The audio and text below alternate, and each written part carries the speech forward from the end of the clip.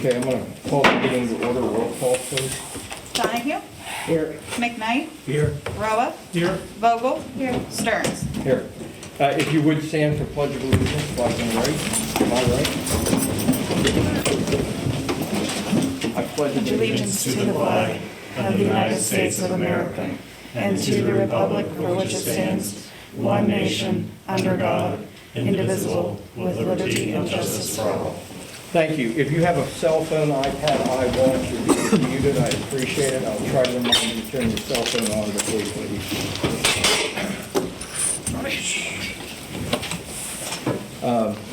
Public comment on the agenda. I have a couple individuals. Bill, if you would just take the podium and give us your address. And he is speaking on behalf of something that's on the agenda tonight. And before you start, Bill, council, normally we give a 5-minute presentation. I don't usually enforce that, but how does council want to do that? I'm going to give you the opportunity. If not, we'll just let them speak. Yeah, that's what we did at the last meeting. Any questions? That's fine. Go ahead, Bill. Well, the question that I had is, it looks like it's been answered under communication. The NAACP, Drake Parker, has sent a message. I hope that the council will meet with the NAACP and listen carefully to what Mr. Parker or any other member has to say. I'd just like to observe that I've spent a number of years of my life putting myself in the way of the tension that exists between blacks and whites in the United States, which of course has become so obvious and imperative in recent months. There is a lot of tension. And I would urge members of council who meet with NAACP and any of the other individuals who represent the community of color here in Meadville, particularly if you're white, to really listen and not let your own ideas about things get in the way of hearing what is being said. I'm so familiar with that phenomenon, particularly that white people have trouble listening to black people. I've seen that myself in my own life, and I've read about it so many times over the years. There's a lot of mistrust on the part of people of color toward white people. They don't think that white people have people of color's best interest in mind. The interests that we've got in mind are us white folks. And as a result, well, often they don't bother to speak, particularly to speak to power, when it's represented by mostly white people. So I just urge the council members to take this meeting and to be open to what you hear. Thank you. Thank you.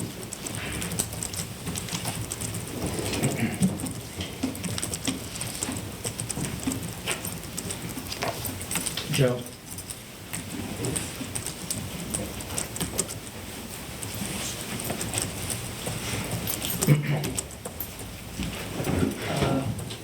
Joe Tompkins, 311 Prospect Street.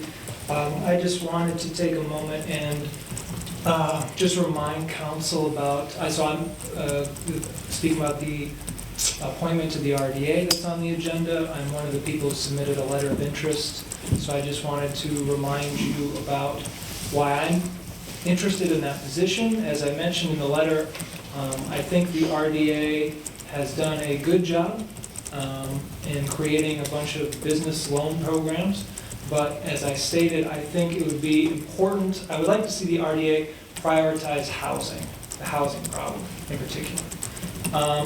As I'm sure you all know, the housing situation in our area, we've got a lot of older housing, a lot of dilapidated properties, a lot of properties in need of rehabilitation. We've also got a pretty big low and moderate income population, most of whom are renters. And as the county housing plan mentioned, the 2019 county housing plan pointed out, the majority of the renters in the city, so renters make up 60% of Meadville, 52% of them are rent burdened, meaning they struggle to pay rent. So this effectively amounts to an affordable housing crisis. I would call this a crisis when over half of the rental population cannot afford rent. And so I think it behooves the RDA, through a combination of rehabilitation and redevelopment strategies, to address this crisis. It's fully within the RDA's purview to do this. I'll just remind council again that the city's own comprehensive plan of 2013 lists housing rehabilitation as a, quote, a high priority action item, right? It's also the case that both the city housing, or both the city comprehensive plan and the Crawford County housing plan stresses the importance of both the city and the county pursuing state and federal funds for affordable housing, including the kinds of funds that RDAs typically administer, such as the home program funds. And it's also the case that the county housing plan recommends something like land banks as a way to deal with blight. I mean, land banks, if you're familiar with it or not, it's something that a number of cities in Pennsylvania have done, created land banks as a way to address the blight problem. And in Pennsylvania, there's a new law in 2018 that made it possible for redevelopment authorities to be designated to act as land banks. So what they basically did is made it really easy now for RDAs to function in this way. I think that would be a great benefit to our city. It would essentially allow us to take a more systematic approach in how we deal with vacant property and dilapidated property. So the bottom line here is I think that the RDA, again, it's done a fine job focusing on business loans, but I think we need to prioritize our housing problem. Right? The RDA right now is largely made up of business people, and they spend most of their time giving loans to other business people, and there's certainly a place for that, especially now. A lot of small businesses are struggling as a result of the pandemic, but that is not the sole responsibility of the redevelopment authority. The redevelopment authority, the purview of the redevelopment authority, is the rehabilitation and redevelopment of residential housing, right? Not just commercial enterprises. So I would just ask that council take this problem seriously. I think we need to make it a priority, as I've said. It's up to you whether we make that a priority as a city. And so my letter of interest as far as the RDA goes is to say, hey, I'm here to help you if you want my help. I'm happy to volunteer. Thanks. Okay, thank you. Drake.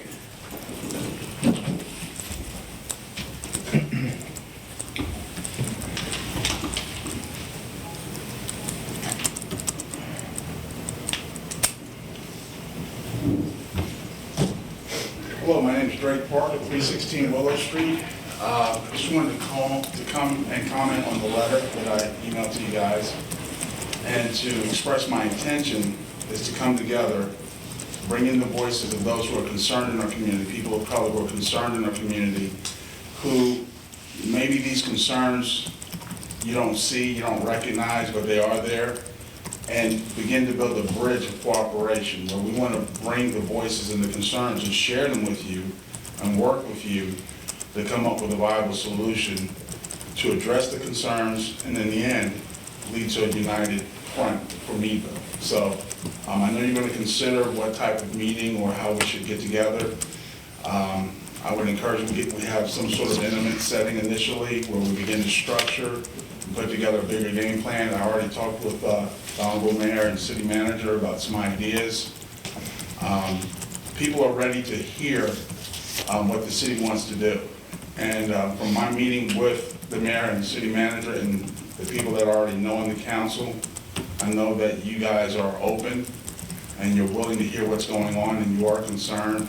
And I think it's important that we just share that with you and you share with us your ideas and concerns, and we come together in a way to just build a better Meadville. So, nothing more than that. I'll sit back down and I'll just wait to hear what your decision is when that part of the agenda comes up. Thank you. Thank you, Greg.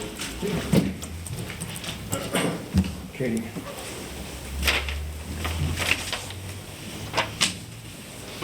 Andy, would you like to give us an update on the Sure, Your Honor. So just as we've been doing for the past several months during the declaration of disaster emergency, under which we still operate, you probably, if you've been paying attention at the state level, there's been controversy over the state declaration and sort of a battle brewing between the governor's office and the legislature. We're still operating under our local disaster emergency. And just by way of updates, so last week the city did reopen technically playgrounds, park shelters, athletic courts. We've installed use at your own risk signage. We are doing increased cleaning, but probably not to the level of the CDC guidance. And so we encourage people to wash their hands, to practice social distancing. But we did reopen those last week. By way of other general updates in terms of staffing, one of our part-time property maintenance inspectors did return to work last week, really just to deal with the backlog and increasing citizen complaints with high grass and junk primarily to address those. The fire department plans to resume commercial fire inspections beginning Monday, July 6th, along with their other normal services, car seat inspections, fire extinguisher trainings, etc. And we anticipate beginning parking enforcement on a limited basis on July 6th as well. And that's all I have, Your Honor.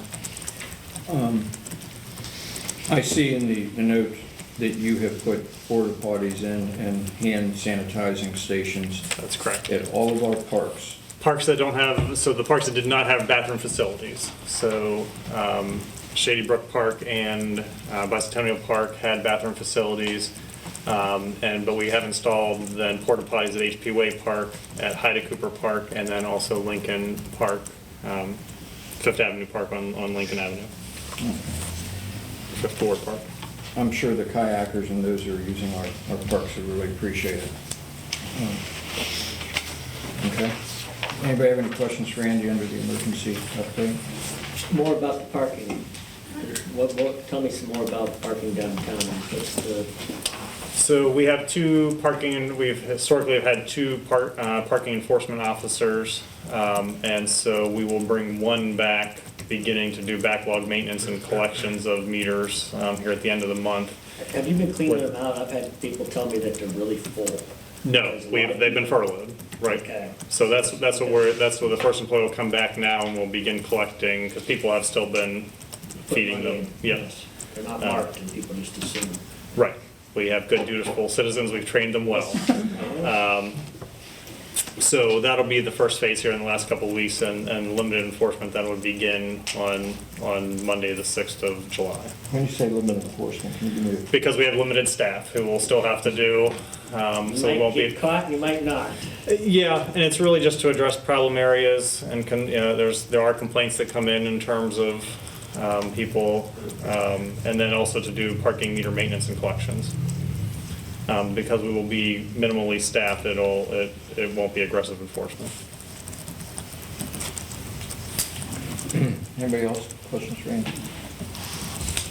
Okay. Notice of executive meetings, Katie?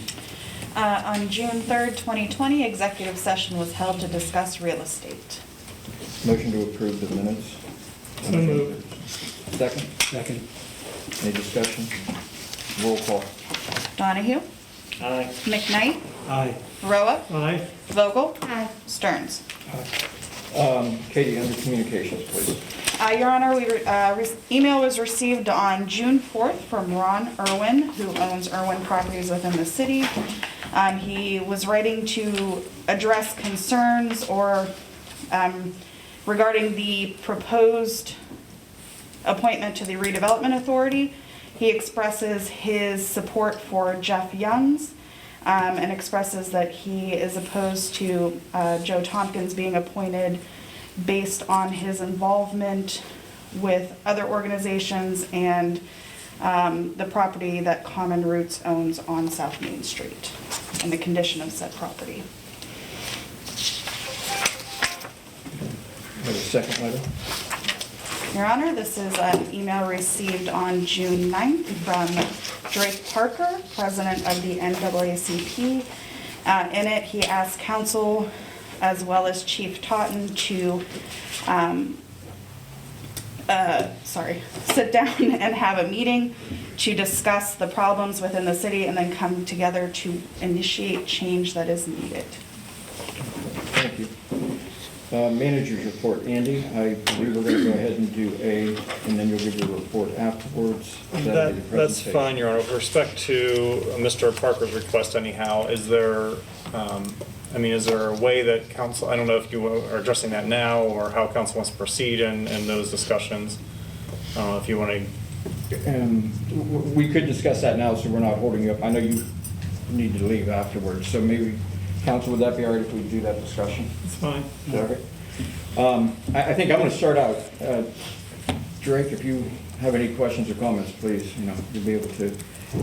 I had the opportunity to meet Drake. I believe it was on last week's been so busy. Monday or Tuesday. I think it was Tuesday. Monday. Monday. It was a great conversation. And I'd like to continue to go forward with your letter. And I want council to have that opportunity also to discuss it. But I just want to thank you ahead of time for taking that time to meeting with me and going over the issues. And I think, in my mind, we're on the same page, working in the same direction. So I'm just going to open up for council comments. I'd like to be part of any meeting that happens. I've been contacted by lots of citizens with similar concerns who I think would be willing to contribute to whatever effort could potentially come out of a conversation. And so bringing them into this would be great. And it's something I'm particularly concerned about too. So.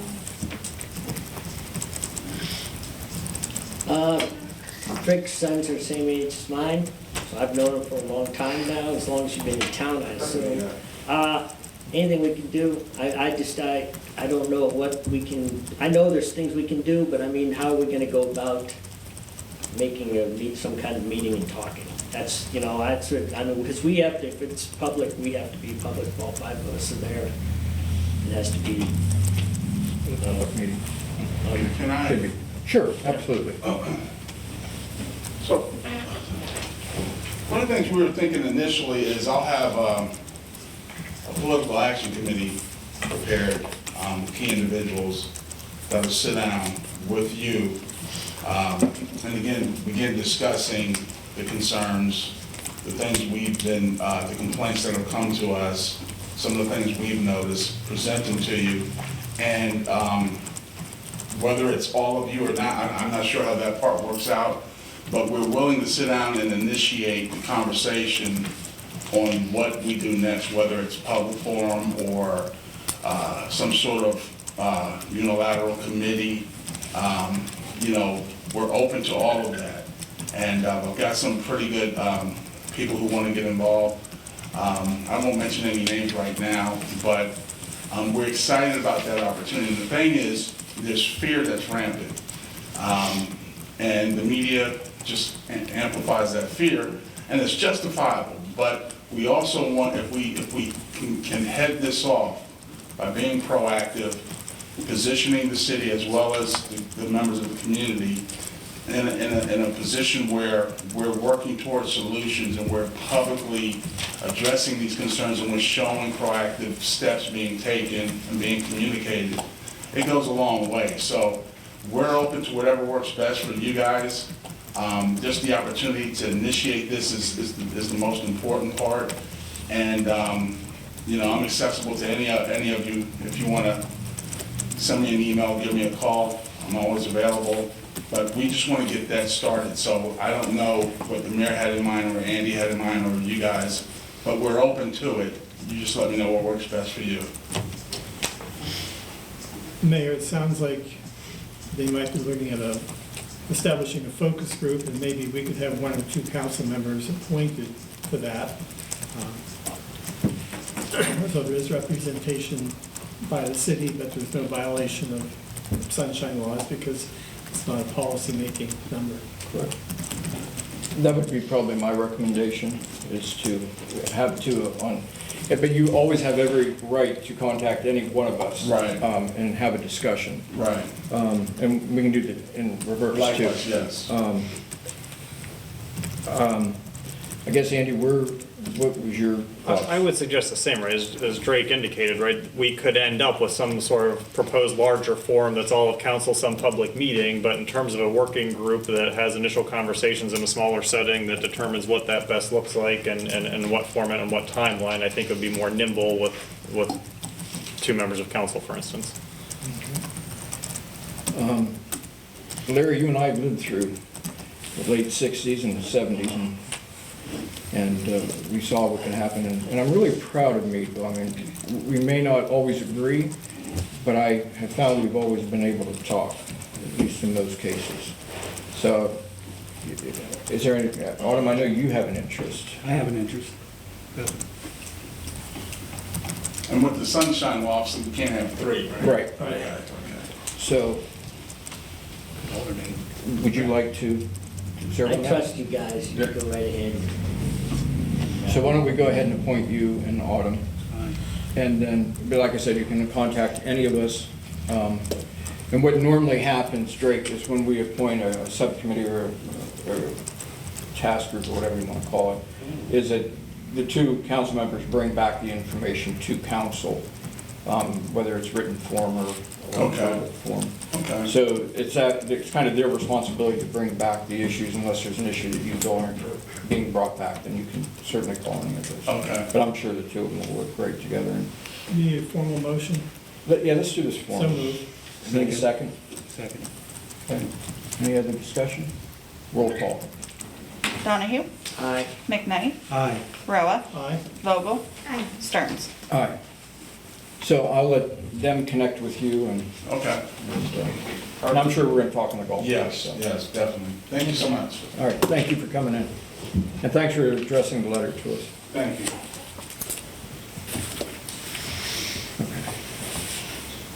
Why don't we go ahead and do the college? Okay, so under my manager's report then, you'll see listed here a presentation by Allegheny College President Hillary Link, who has brought several members of her team. And Hillary, you can make your way over to the podium while I tee this up. So this would be Hillary's first welcome to Meadville City Council meeting. We had good intentions of maybe doing an introduction under different circumstances, but specific to this topic, obviously in terms of the COVID-19 pandemic, it was probably in several weeks into it where Hillary contacted me, President Link, sorry. That's okay. Contacted me saying, okay, we've got to be thinking of the future. What does this look like? What are some initial concerns? The college is obviously proceeding towards opening in the fall to in-person teaching and to resume some sense of normalcy anyhow. And we've invited Hillary. We've received several questions from members of the community and maybe some members of council. And we thought this would be a good opportunity for President Link to come talk about those plans, the planning process anyhow. Obviously, I'm sure there's lots of details still yet to come together, timelines. Present that information to council. Council, you could ask questions, and I suppose if there's questions from members of the audience, you would accept those as well. So We'll do that after council. okay, that's fine. So Hillary, I guess go ahead and take the floor and do introductions and. I will do that. All right. Thank you, Andy. Thank you, Mayor, and thanks to the council for having me. I'm happy to be here. It's my first visit.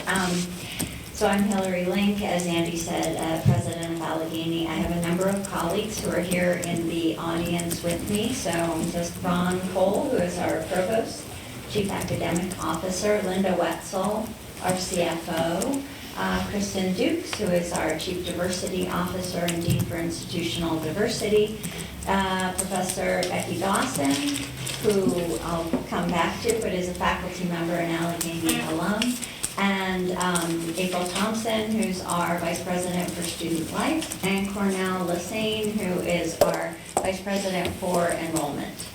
So thank you, first of all, to my colleagues for being here. I thought it would be helpful to bring a team because depending on what questions people have, they might be best equipped to answer them.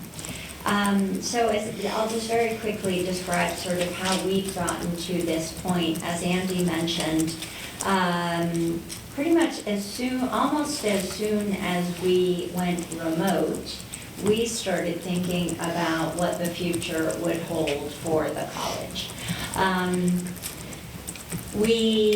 I should say that technically the college is still closed of sorts. We are all still working remotely. Our intent is to reopen in a staggered way starting July 1st. But for now, we've basically all been working remote since about mid-March when the governor sent out the stay-at-home order. We developed very early on a number of initiatives that were to allow us to outreach to local experts, national experts, public health experts on what the best course of action would be. So Andy and I had a number of conversations. I've had conversations with Meadville Medical Center, a whole number of them, with a number of other people locally, some of the business owners in town, etc. We then were consulting with some disaster and pandemic management experts who are alums of the college and some other public health alums as well who gave us a tremendous amount of guidance. And then I've been and my colleagues as well at different levels in very frequent communication with some of our peer institutions, local institutions to understand what people were doing. So what we did was we formed, so let me say we started out with several guiding principles, the most important of which was twofold: to protect the health and safety of our campus community, faculty, staff, students, and simultaneously to protect, to the extent possible, our local community of Meadville and Crawford County. I want to say very quickly, some of you may have been following a previous issue, which was where we took a lot of pushback from our campus community in our efforts to protect Meadville and Crawford County from having people rush back to retrieve all of their belongings from all over the country with no way of testing them or knowing if they were carrying the virus. So I hope that people in the community understood that that decision was made to protect our local community to the extent that we could. We took a lot of heat from that, on that, I will say. So guiding principle, protecting the health and well-being of our campus community and our local community. To communicate as transparently and honestly and in as engaged a manner as possible with our communities. And then we really had to look at the long-term viability of the college. And if we didn't reopen in the fall or for the spring, what the long-term future would look like for the college. We are, and we have been for 205 years, a residential liberal arts college. And the residential piece of that is core to our mission. And so we believe firmly that that is what we need to do for our local community, for our campus community. We also believe that we have a number of factors that are advantageous in that. So first of all, the fact that our county has been relatively unaffected by the virus up to this point. And that's where it becomes really important for us to help maintain that. The size of our campus community, we have about 1,700 students and fewer than 500 faculty and staff. So knowing that we have about 2,200 students, we felt really comfortable that we could do this as a campus-wide effort in a way that would protect our campus and the community as well. We also have a very strong community ethos or environment to our college. And so we felt really strongly that we would be able to get people on board in a supportive way to work together, both within the campus, but then also working with a number of local partners as well. So we divided up our senior leadership team into 12 different implementation groups to look at every single aspect of what reopening in the fall would mean. And that's everything from what PPE or other equipment do we need to stockpile to have available? Bleach wipes, masks, someone help me. What are some of the Hand others? sanitizer. Hand sanitizers, plexiglass dividers, etc. We have an entire group looking at space needs. What does it mean to have seats in a classroom 6 feet apart? Which way do chairs need to be turned? Which way should people be entering and exiting certain buildings so that we're dealing with traffic issues, etc.? What does it look like to have visitors to campus? Whether those are admissions visitors, prospective students, or people who normally come and walk on our campus or attend events on the campus, etc. So as Andy said, we don't have all of the answers right now. We have a very thorough and kind of starting to advance plan, but we also recognize that the data on what the CDC recommends, what the World Health Organization recommends, what the statewide infection rate looks like, this is changing, as you all know, daily. So we also recognize that our plans will continue to change and evolve, basically not just when we welcome students back, but throughout the entire next year or until there is a virus or a cure. So we see this as a very iterative process where we're constantly returning to certain areas and rethinking based on new information that we've been able to get or new ideas that people have. So again, we have these 12 implementation groups. What we also did, and this is where Professor Dawson is really important, is we created our own Allegheny College Health Agency. And that is co-directed by Professor Dawson and a local emergency room physician, Dr. Gabrielle Morrow. And between the medical side and the public health side, they are giving us tremendous advice on health policies, protocols, decision-making, etc. So they are really providing the backbone of the medical and public health guidance that we are using to answer questions that are being developed by these 12 implementation groups. And then we are frequently sharing out information as we're arriving at it through Zoom calls on our campus, through a meeting like this. Dr. Dawson hosts Mondays at 7 p.m. on Eric Henry's Facebook, Crawford County Facebook COVID site, a Q&A. So we are trying, and she had me on as a guest last week, again, to answer questions that people have. We fully recognize that there are more questions than we probably have answers at this moment.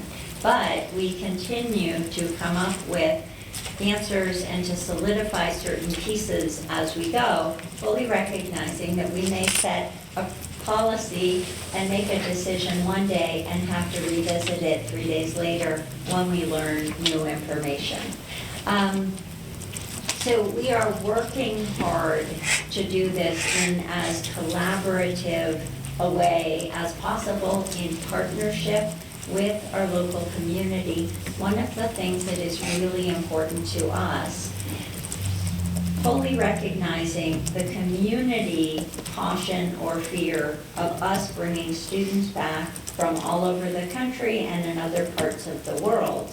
But the flip side of that is if we can do this, we want to make sure that they are welcomed and feel comfortable and feel safe here in Meadville and Crawford County as well. So we're really trying to look at this from all different aspects.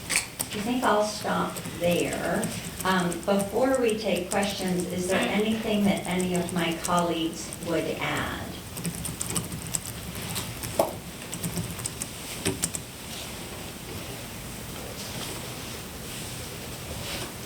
Ron? Is that allowed? Sorry. Sure. No, is that okay? part of my Thank you, President Lane, thank you, Mayor rules, Stearns. The mayor won't tell you no, so. Sorry. So I just want to echo I've been out in Allegheny now for 26 years, longtime resident of Meadville. I think that one of the priorities I know that President Link has is helping to grow and maintain, not just maintain, but grow the relationship between Allegheny College and Meadville, and focusing on community resilience. And this type of communication is absolutely critically important to that work, and it really dovetails with some of the earlier conversations I've heard here this evening. So I really thank council for providing this forum. So we're happy to take any questions you might have. Well, before we start, I want to thank you for coming tonight, because communication is very important, especially with this type of crisis that we're dealing with, because rumors start so quickly, and let's keep the rumors to the facts. Because once the students start coming back, you know, there may be rumors starting, and so we're going to have an open communication the entire time through this process, and it's a good process we have. Second of all, I know your job's not been easy. I know what I've dealt with, just with the community on different things, so I appreciate that. I think one of the biggest points that I'm concerned about is, one, and we have to understand privacy, but if you do have a student or students that would become sick with the virus, will that information, I mean, is that going to go just like we have been with the county? Is it going to go through the county system that we're going to know that? Because one, I don't want a student harassed. I mean, if you're sick, that's bad enough. But also, we'd like to make sure, we're at 35 right now, and let's hope that number just continues to drop. Realistically, let's hope it doesn't grow, but it could. So before I turn this over to Professor Dawson, let me say, and thank you for the reminder. So our plan, you may have read some of this, but let me just say that we are at our own expense planning to test, to screen every single one of our faculty, staff, and students before they arrive to campus.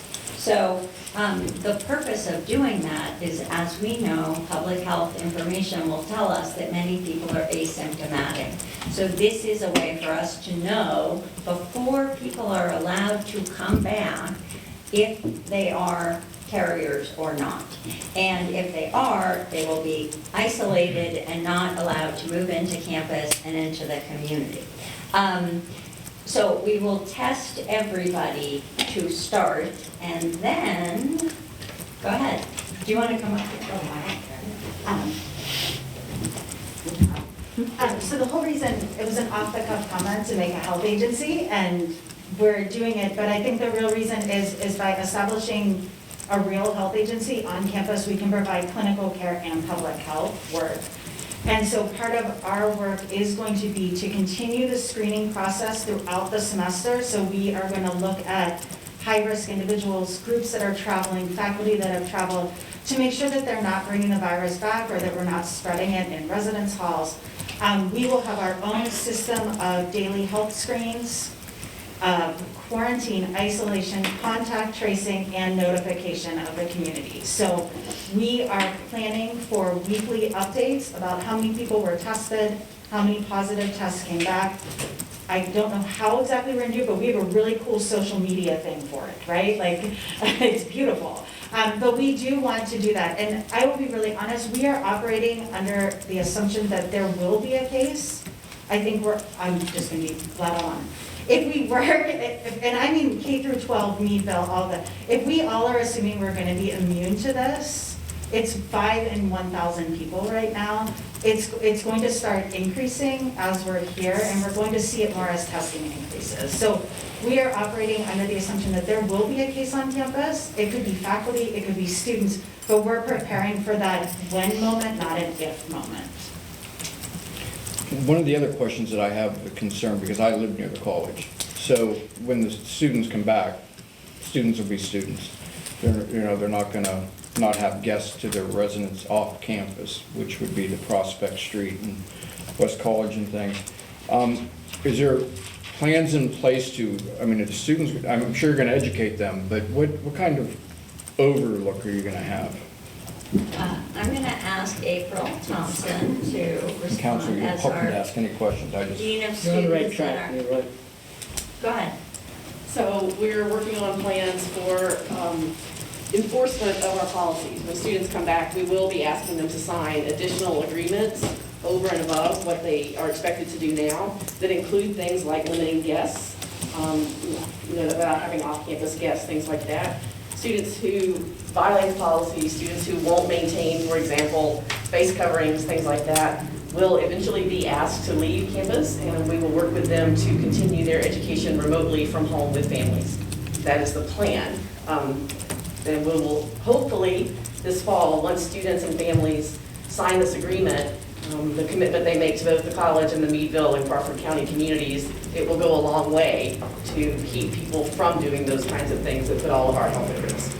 Well, one of the challenges is, we've all been wandering through campus, through the city, et cetera. There are many places where people are not wearing face masks. And so we also recognize that we start to look very restrictive on campus, when anywhere else they might go, they're going to see everybody not wearing face masks. So I think one of our pleas to our community would be, help us support this. We are going to toe the line really, really strongly. And we are going to hold students accountable. We are going to hold our campus community accountable. It's just harder to do when wherever they go, the rest of the local community is not necessarily following the same rules. so when you have your summer or your fall breaks, Thanksgiving, Christmas, so when the students leave campus and they come back, they're going to be retested again? No, so they're not. So we have adjusted, and if you've been following any of the education news in the country, this won't be a surprise. We have shortened our semester to remove all breaks, and it will be 12 weeks on campus they will start arriving back in a staggered way. Because we're testing them all as they come in, we can't have more than 250 on a given day come back. So move-in will take about 9 or 10 days. Classes will start August 31st. There will be no fall break, and they will leave campus for good November 20th. So they will be gone for Thanksgiving. They will not be returning, and that was very purposeful because we can't have them scattering and coming back. Then, because we are assuming, and health experts will tell us, the spring is probably going to look a lot like the fall. We are beginning our spring semester with a 3-week remote module, so that instead of having everyone return to campus in mid-January as they normally would, they will be off campus doing one intensive remote course, and then they won't come back for in-person classes until mid-February, end of February, right now. But they'll start coming back in mid. Third week in February, at which point, assuming we are still at the same point that we are in now, we will test them all again over a 9-day period. They will then have 12 weeks, no spring break, and they will leave campus after that. So we did that very purposefully, in part because we all know that the coinciding of COVID and the flu season is going to be complicated and confusing. We have many, many students who in any given year have influenza, test positive for influenza A and B. So the idea is that they will actually, except for a small group of students who frankly don't have homes to go to, or are international students, can't leave or get back, they will be able to remain on campus, just as we've kept a very small cohort on campus since we shut down in March. But the rest of the students will leave and be gone from November 20th until about mid-February. I know you have cleaning crews and residents that are from Meadville, so how are you going to, and can you enforce that? Like being that they go from college back to the community back and forth, how is that going? Linda, I'm going to ask you to talk about our vendors and policies on how we work with our third parties. Yes, so we're working with our vendors. They are preparing the protocols for Your question is more about them traveling back and forth and testing. So they will have the same type of questions every day when they come to campus, whether it's taking, again, these things may change, taking their temperature, asking the questions of verification, have they been exposed, have they been sick in the last hours? We're going through that now, even with some of the vendors that are coming on campus to work on the Bentley construction project. So we'll continue that effort. When they are on campus, we are using the protocols to help clean campus. Will be specifically speaking for like the housekeeping staff. We have the protocols that are appropriate from the CDC and what needs to be done in the hall, in the residence halls or the common areas. But let me say, in some ways, the St. Moritz or the Parkhurst employees who live locally and come to campus every day are not radically different than all of us staff and many of our faculty who we don't live on campus. So I think what we're really trying to do is create as safe a space as possible, fully recognizing that we cannot create a bubble. So just as St. Moritz or Parkhurst or any of us who live off campus need to go to the supermarket and go to work, we will all be doing all of the mitigating efforts for safety that we think we know keep the disease at bay, right? Wearing face masks, washing our hands, keeping physical distance. So just as we will all be doing that because we can't be in the bubble of campus, we will expect all of our vendors to do the same. Thank you. That stockpile of PPE, will that be available to vendors, or is that faculty, students, and staff? I'm looking at the people in charge of it. We are working with vendors. If they're not able to get what they need through their suppliers, we have been providing them, because we have our student housekeeping staff on campus now and some others. So what they've not been able to get themselves, we have been supporting.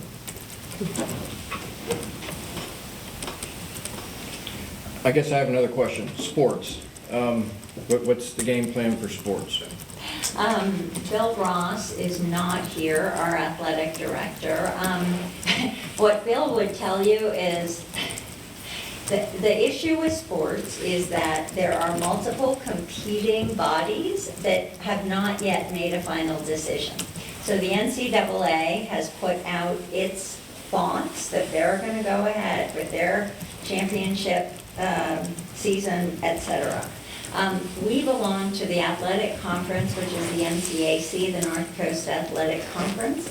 They are still in the process of determining, because the NCAA as the overseeing body put out a statement saying, we believe we should return, but not saying here's what you need to do. So it is up to every conference to determine how many games will be played. Will they play a full season? Will there be travel? Will we divide into two conferences? The complication of our athletic conference is that we compete against schools in Ohio and Indiana. And so it's a distance issue for them and for us, and so every school is looking at what that would mean. Athletes are among the, as Becky mentioned, more exposed groups. So for example, if the football team travels to Wabash College, they will be tested upon return because we know that they're more at risk. I think, I'm going to be fully honest with you, I think the NCAA and every athletic conference is kind of closing their eyes and crossing their fingers and hoping that this somehow figures itself out. We're still trying to figure out, even if we do go ahead with athletic competition, can we have people in the stands? Again, can they be people from our community or could they be people from the local community? It's unfortunate because it all coincides with my desire to get more community involvement in our athletic events, but this may not be the fall that we're allowed to do that. So we are working on it. Just to give you a sense, the NCAC is so still trying to figure this out that we don't even have a football schedule yet for fall. So it's up in the air. Do you see Allegheny transitioning to more online learning as a result of this? You mean long-term, not just to get through this crisis? Correct. Well, I think, and I'm going to let Ron respond to this, but my sense would be, I hope so in a creative way. Look, we are a residential college. We have always been a residential college. It is what we do exceedingly well, and it is what we will always do. That being said, I think there are opportunities to provide remote learning both to our students, but also to people in the community, to other people who may not be able to come to campus in ways that we have not thought about before. So I see it as a value added to what we do as a core mission, in ways that, you know, if travel issues continue to be problematic, we may look at international students doing remote classes. We may look at adult learning. We may look at many different things because we know we can. We did it on a dime in March. It was not perfect, but we learned a lot. And I don't know, Ron, if you have anything else you want to add. Yeah. Sure, oh, absolutely. Thank you for the question. Just more or less reiterating what President Link shared, but I can add to this that it was in early winter at a meeting of our faculty. I stood in front of the faculty and said, talked about launching targeted online initiatives for some of the groups that President Link discussed. Primarily in this case, we started launching towards a program for international students this summer, some targeted online courses. I also told the faculty that I had never envisioned that we would wholesale shift to online learning, and I had to eat those words this past spring. So we did pivot. We did a lot of learning. Our faculty are now involved with professional development for understanding ways in which they could deliver courses with the possibility of having to shift remotely again, but we also have this intentional portion of remote learning built into next year, as President Lee described, to allow a greater period of time that our students are off campus. To answer your question, I see us maintaining our core identity as a residential liberal arts college with targeted online initiatives. And we would welcome those conversations with members of the community as well. I'm trying to envision a virtual homecoming. Well, so one of our 12 implementation groups is specifically on campus events. What does homecoming and family weekend look like? What does our postponed commencement look like? So we obviously did not hold commencement on May 9th as we had planned, which turned out to be a good thing because it snowed that day. But we made a decision not to do strictly a virtual commencement because we knew that for our students it was really important to have that very hands-on, in-person Allegheny experience to conclude their education. So we postponed it until October. And now the big question is, if the regulations stay where you can't have a gathering of more than 250 people, what does that look like? And so we're working through that. Do we do multiple sections of it, of no more than 250 people, to give whoever wants to come back and walk across the stage in front of Bentley Hall the opportunity to do so? Also recognizing that, you know, that 250 person limit may go up or it may go down depending on if there are spikes in cases. So it's everything is a game time decision at this point. Sean, any questions? No, you answered a lot of the questions. I feel comfortable. I think that you are trying to come up with answers, and I realize that this is all it changes every day. And I feel sorry for you that you have to deal with this, but everybody's dealing with something new right now. All I really was concerned, and I feel that you're going to be fine, is if somebody was to be positive, I don't want to read about it in the national news or out of Harrisburg tell me. I want to know, because it'll turn up on Facebook, everything seems to. Oh, yeah. And they're really quick. Even before we know about it sometimes. And that's where, I think, to Professor Dawson's point, she's an epidemiologist, and she has been, not to over-exaggerate, but the biggest asset that we have in all of this, because to be a small undergraduate college with this type of expertise is such a benefit, not just to the college, but to the entire local community. And I know many of you are on Facebook and asking her questions and getting her responses. But, you know, we're not the University of Michigan or Harvard that has its own medical school and School of Public Health, but we're immensely fortunate to have been able to create something similar to that. And to what, as she said before, because she's also very hooked in with the entire Northwest PA Health Agency, we will be able to participate in the tracing, the tracking, and the communicating as set up by other regions as well. No, I just thank you all for being here.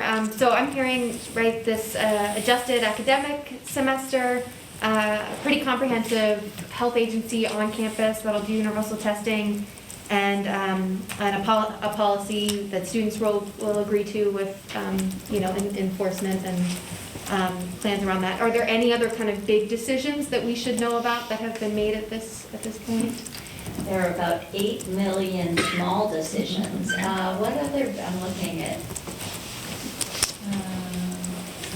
other decisions. Cornell, anything you can think of? I mean, just whether, you know, obviously, we can't keep people in a bubble. We have to keep the college, you know, functioning. I do believe our own travel will be drastically reduced, so it's not that many of us, people will still be going to places as needed, but that's where the whole remote aspect makes life a lot easier. We've all realized that Zoom meetings can very often take the place of getting on a plane. So I think our goal, again, we cannot, we keep joking, we can't wrap everything in bubble wrap and just feel 1,000% safe. And to Becky's point, and all public health people will tell you, you would be silly to assume nothing's going to happen. So I think it's really helped us to say, okay, we believe it will happen, but we also believe we're prepared. We have space to isolate students should they become ill. We have technology that will enable them to keep up with their classes should they have to isolate. And we will all be as careful as possible, whether bringing people to campus or as we all travel off. But I don't think there are any other big pieces. I mean, we could bore you for hours with all the small decisions. And I don't ask because there should be more. I ask just so you have an opportunity to share, because I know a lot of work has gone in, and a lot of consideration by lots of people. So thank you for considering Meadville in this as well. No, thank you all. Larry, any questions? Jim? I guess one more question. Has the response to COVID hampered and diminished the numbers of anticipated incoming freshmen? That's for him. Yeah. Great question. So we're about 95% of goal right now. So some, yes, but not in a huge way. But I think we're still looking at 30-plus states represented, 16 different countries. And so still happy to see that level of interest, even during a global pandemic. Somewhere, what, around 440? Total right now, 440, 447. Yeah, so lower than we would have liked, but so much higher than we feared at a certain point, given that no one has been able to visit the campus since about, what, March 10th? Yep. So, remarkable work by Cornell and his team. Is there anybody in the audience that would have a question for President Link? I want to thank you for coming in. You know, and I know I say this on behalf of the entire city and council, is that we certainly want Allegheny College to be safe. We want the students to be safe. We want to make sure that, I'm just concerned rumors, you know, I don't want to see individuals handpicked or, you know, I hate to say it, but I'm afraid we are going to have cases. And if you don't, then you're foolish. And Becky, I've been watching and listening to your, you're going to become a TV star here pretty soon. Oh, she is our local celebrity. The information you've given has been fantastic, and I'm sure all of the Allegheny staff have worked very hard. I kind of look at what you're doing, and it has no compare to what we have to deal with our parks, making sure that they're safe for the kids to be in. And I just say that is because, you know, we take that serious, and I know you guys have taken it serious. One thing I would like to suggest, periodically keeping either Andy or council updated. I know you're changing, you're going to have continuous changes, but the key ones, if you could just keep Andy updated so he can keep council, because we're the ones that's going to get the call from the residents around the college. So if you could do that, I'd really appreciate it. No, that's a wonderful suggestion. We will happily do that. We want to provide you with as much information as we can so that you have responses when people call. Look, we know it's natural that if there is a spike in cases, people will look to the college. But that's why we need to be able to say to all of you and to our whole community, we've tested everybody, nobody brought it into the community. Now, whether any of us gets it in the course of our daily life is a whole other situation, but we need to be able to look everybody in the eye and say that. The other small piece of this I just want to say, so two things. One, we should in the next couple days have a health guiding principles, which we would be happy to share because I think it gives you a really clear sense of how far we have gone in thinking through this.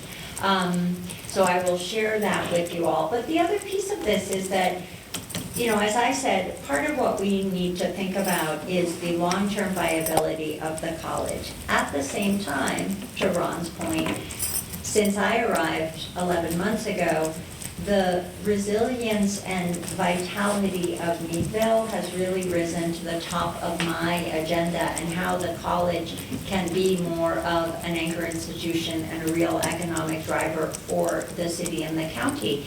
And so for us, it's also important to bring students back because they do populate the restaurants and the bars and stores. And we also see that as an important role that the college and our student body plays. So that was a piece of also wanting to continue to contribute to the economic well-being of Meadville while also trying to protect the community to the extent possible.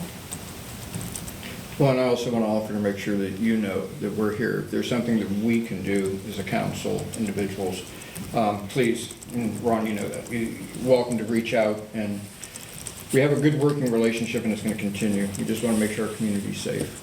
Yes, no, Communication's as do we. number one. Thank you. And I'm really sorry that your first year at Meadville. You sure you don't want to go back to Italy? Oh, I do often, except it's worse there, so that's the only saving grace, but thank you all. And all Allegheny staff, thank you for being here this evening, taking your time, and Becky, keep up the good work. Thank you. Andy? Your Honor, I just had a few other topics I'll touch upon quickly. Actually, I believe tomorrow evening, the Crawford County Office of Public Safety and County Commissioner are hosting a Central Region Crawford County Fire Service meeting to which the fire chief has been invited to, and I'll be attending as well. Just looking at across the board matters in terms of staffing, volunteerism, needs, funding, all aspects of fire service. And that meeting is tomorrow night. And I'll report back any findings or efforts or initiatives back to council. Council will recall that we had changed pension fund management advisors and investors from C.S. McKee to AndCo. Debbie reports that transition has been complete. All funds have been transitioned and reinvested as of late last week or earlier this week. I don't remember when. Late last week. How did we do? I think we were out, well, I don't have all of that, but we were out for like a day and a half. out of the market in the But transition. in terms of, did we sell high and buy low? They haven't reported, they're getting all the information together. They're preparing a report for us to see how that went. Thank you. Council's aware we received 2 different sources of grant funding for the Bicentennial Park Boat Launch project. That project has been designed, going out to bid, with the proposed contract award dated Council's July 15th meeting. I had shared information, as did the Tribune just yesterday. I think the Spring Street Bridge detour is planned for next week. There will be waterproofing on the bridge. No one read the Meadville Tribune article. They read only the headline. It is not the major bridge over the bypass, the tracks in French Creek that's being waterproofed. It is slated for replacement in several years. It's a bridge further up towards the Vernon Township line over Cuswago Creek that will be rehabbed as part of the overall paving, waterproof as part of the overall paving project. I don't know the timeline on which the Spring Street Bridge is to be replaced, but it's an ongoing design process with PennDOT. The Porter Street Footbridge project, also grant funded. The contractor mobilized this week with our construction trailer, and we expect construction to get underway for the rehabilitation of the bridge. I don't know if we have a revised timeline post-COVID. We were looking for an October completion date. I'm guessing that might be pushed back, but we'll report back as we have better information as that project gets underway. So we're back on schedule, or I mean, we're back on track for it. Back on track for construction to begin. I just don't know in what time frame for completion now. So there was a period of time we were worried we weren't going to be able to do it this year. Yeah, mid-COVID, we had no idea what was going on, so in the current construction guidelines, I think we're now underway at least. Excellent. Cleanup day scheduled for Saturday, June 27th from 8 a.m. to noon at the city's Public Works garage, accessible off of South Main Street. The information is online and on our Facebook page in terms of what we will accept and won't accept. Notice has been in the Tribune many days. So again, that's Saturday, June 27th from 8 a.m. to noon. There is a $10 fee, must be a city resident and able to produce some sort of proof of residency in the terms of a license or a lease agreement or something. Later on in our agenda, under new businesses discussion with respect to the special community development block grant CARES Act funding, Mary Ann is here and will share that information with council later on in the agenda. I am reporting to you though that with the there's a second public hearing with respect to advertising how those funds will be spent, and that is scheduled for Monday, June 29th. And again, we'll discuss more about that later on in the agenda. That's all I have, Your Honor. Any questions for Andy on manager's report? My street, Andy, right in front of my house, the sewer authority's got everything all marked out. Are they tearing out my street? I don't know anything about it. You can check into I it. just did it yesterday, and I went out and asked them if they're doing something. They just put a new street in last year. Is that the water system, or the, He told me it was the sewer. sewer? Any You're not questions? aware, right? Will you follow up on that one? Any questions? Jim, any questions for Andy? No question. Okay, let's move on to old business, discussion of appointment policy draft, feedback from the authorities, boards, and commissions. So, do you want to take that lead, or do you want Autumn to take that? I'll just report, so in your packet is what had been the draft policy that council had been discussing. Again, we had the legal opinion that we should only be looking for members who are 18 years of age or older. Council had directed that the policies be shared with various boards, authorities, commissions for feedback. That's attached here. We'd shared that earlier with council as well. And then earlier today, Councilwoman Vogel provided a more streamlined, simplified, I'll let her speak to it, policy. So I guess that's as much as I will do in terms of stage setting. Sure, so yeah, in our packets, there's the one sheet that is separate from from the packet, and that's the revised version. That was revised by some residents who have been working on the policy. It takes into account council's feedback, and we believe the feedback from the authorities, boards, and commission that we received. Chiefly, it increases the minimum age to 18. As we revised, it eliminates the time frame to allow for flexibility and to make it a little more simple. And it removes most of the actions that would be new, kind of additional actions for staff to do, namely the open house. So thinking that this version simplifies, while keeping kind of the spirit of what had been proposed.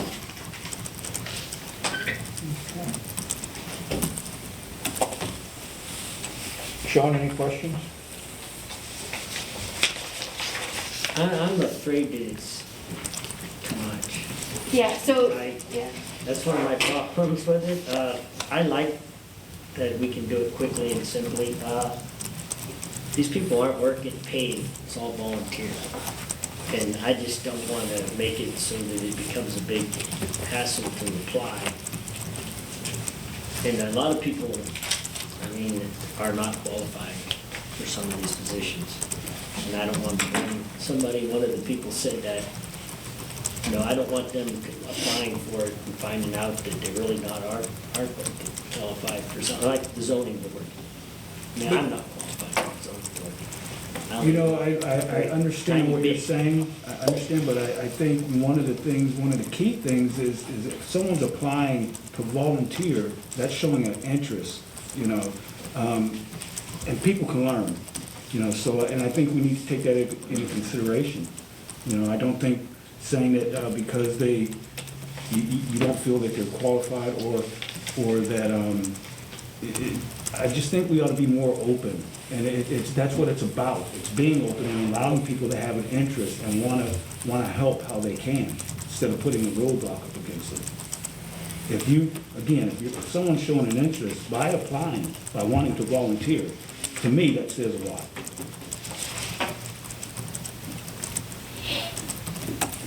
Anything else? Jim? Yeah, a couple problems.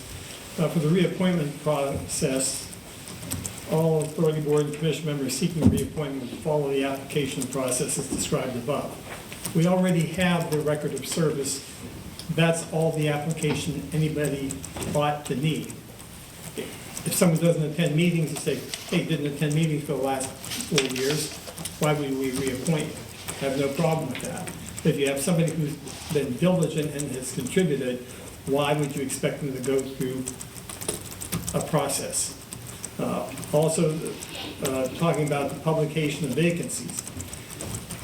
That should be the responsibility of the city, not social media. Because there is no recourse if social media makes a mistake and doesn't keep its website up. Okay, then we have a problem because people are saying, well, I applied for this and I wasn't considered. Well, that's because the application was done after the position was filled. So you cannot rely and should not rely on anybody except our own media. Then it is on us if we make a mistake. And I agree with Sean. Anybody can apply for any position. And if you want to interview people, I have no problem with interviewing people. I don't see how a lengthy process is going to assist that. I think it's going to actually have a different effect and retard the interest of people in applying. Larry? I see it different. If someone's willing to go through the steps to apply, to go through that, and again, that's showing that they have a natural interest and they want to be a part of it. And then if I'm not mistaken, I could be wrong, but I believe at one time we were talking about city council advertising, and I think one of your comments was about we didn't have the finance, or where would we get the finance? I don't, no, we have the money to advertise. That's not the issue. The issue is the administrative time on all these processes. There are openings on boards that it would take exactly 30 seconds to find a highly qualified applicant. Or you can go and take weeks, if not months, to go through a process. Now, that board, authority, or commission is deprived of the expertise of those interested parties. Realistically, I don't think, these positions, I don't see it taking weeks or months. To be honest, I think it's just, my opinion, it's just ways of not seeing this go through. We need some type of policy and procedure, period.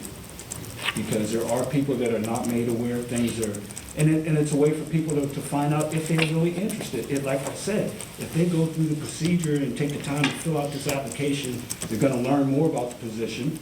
They're gonna, and that's gonna show that they have an interest. And you get somebody that just comes in and says, yeah, I wanna do it, and then they come to a couple meetings and all of a sudden, oh no, I didn't know it was about this, and so now you've gotta go back and you've gotta get someone else to come back through. It's going to be the same, he sits one half a dozen the other. I think this way, you have a set policy, and this makes it easier for everybody, I feel. I think we have a streamlined policy. It's informal, but we have a streamlined policy in place already. Yeah, so I will just add a few things. Again, I think that this policy was brought up in the spirit of making things transparent and standard so that it is easy for people to engage in their local government and make decisions for the town that they live in. We've tried very hard to keep, the policy that folks worked on, keep the policy that staff gave input on, but also take into account the recommendations from council and boards, authorities, and commissions. In particular, the reappointment process looked different, but it was staff who actually said it would just be easier to have them go through the process again. I trust our staff to know what they can do. Our social media is not done by a ghost, it is done by our staff, and so we can control that, I think. I will add too, I think in front of us we see 6 vacancies right now, and I think in large part that's due to no one knows how to apply and no one knows what's open. This is just a way, it's not a ton of new things that we're adding on staff. It just takes some of the things that our city already does as this informal process, makes it formal, and in doing so kind of insulates city council from, accusations of nepotism or appointing people that we know, or, appointing from a small group of people that are always on authorities, boards, and commissions. So I think it's also a way to kind of protect us as well, to, kind of create a checklist for city staff that hopefully makes their jobs easier, while also, kind of fulfilling the spirit of transparency and involvement that we want from our community. So I guess I'm wondering like what our next steps would be. Well, do we vote on this tonight? Do we continue to draft? When you're finished, I'm gonna jump in. So let's take a look at page 2 that we got tonight, all council. So I agree that we need to have some kind of a form. This page 1. I think I'm it's sorry, the 1 page. I'm sorry, I got it marked 2. The single page, the corrections, the changes. Let's take a look at that. So when we talk about advertising, we certainly advertise in Meadville Tribune. We have our website and our social media that I feel pretty comfortable staff will get corrected. If Meadville Calendar is an example on here, if you wanted to, you could just take it right off from the city website. One thing I am concerned about with social media, it can get blown up very quickly overnight, not even overnight, in just hours, that if we post it on our city website, then it is certified from the city of Meadville. You follow what I'm saying? So we can put that on our social media. Which is my point. Yeah, exactly. So can we agree on that? Would that be something that we could agree on? Sean? Yes. Autumn? Yes. Okay, so There? this section we're saying? Yeah, that section there. Okay. Just take it out, that we're gonna be doing Meadville Tribune, and it will be on our social media. If anybody else want to take copies off it, then that's what they can do. So, I'm sorry, what are you saying we take out? Well, it just is the example of Meadville Calendar. We're not gonna advertise on Meadville Calendar. We're just gonna put Just it on not- our website and on the Meadville Tribune. Those are what I'm looking at. Then we're responsible for what's on our site. We don't control Meadville calendars, what Right. Leroy's saying, so he doesn't want them. Yeah, we need to keep control of our own To be social clear, media. you don't control the Meadville Tribune either unless we're not We're legally paying them. advertising, right? No. We're not. What's that? This proposal does not consider legal advertising paid advertisement, right? That's my understanding. He's saying like we tell him to print it, so that he doesn't. Well, I guess I'm- have to do it. Yeah. City manager said you don't control me. Actually, I thought we actually paid So did to I. advertise this. We don't? I can make that happen. No, You guys would like it, I'm sure. What's that? I believe an earlier draft might have said that, and that was in this draft, that there's not a legal, I do not read this as legally advertising, paid legal advertisement. Okay, then I misunderstood because I thought we, Well, let's put it on the bulletin board at the city hall. I mean, that doesn't cost us anything. Well, no one sees it either for the Well, two people that. People that are interested. I guess what I'm trying to do is make sure that the public gets an opportunity to see it.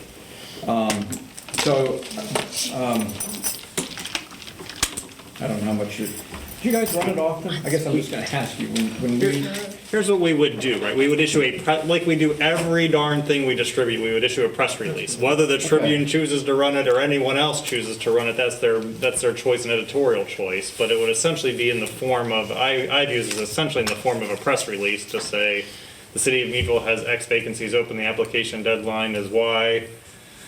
Find more information on the city's website. so the press release would go on our website and our Facebook page. Sure. And To a we. list of statements. And we distribute that to, we Yeah. have an existing press release now, Erie News, media outlets, others, we can distribute to. You okay with that? You guys all right with that? Could we get on that list? What's that? Could we get on that list? Get on what? Press releases? Sure. Don't sound so happy about it. Well, I'm not the one who makes that decision, he does. Yes. So we're okay with that, so we cleared that one up. Yeah. All right. So let's go back down to individuals that are already serving on the board.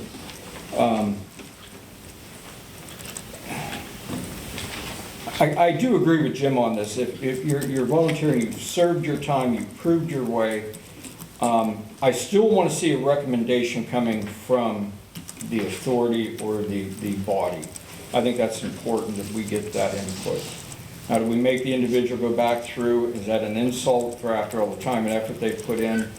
Or we just take the recommendation from the board from that prior appointment? Input. Sean? I prefer that you don't make them reapply. I like them being able to just tell us, yes, I would like to be Reappointed. I like the way we're doing it now. I would still like the authority or that That's fine. organization That's to fine. support They it or do. not. I mean, Normally, we don't have that now. When we just do the appointment, we're just reappointing. you or somebody will run into somebody and they'll go, hey, so-and-so's no good, or so-and-so, we like them. And they do a good job. I've had lots of people tell me that. So really, Leroy, we're talking about the last two, because they're very Right, similar. reappointment, exactly. And members appointed prior to the policy adoption.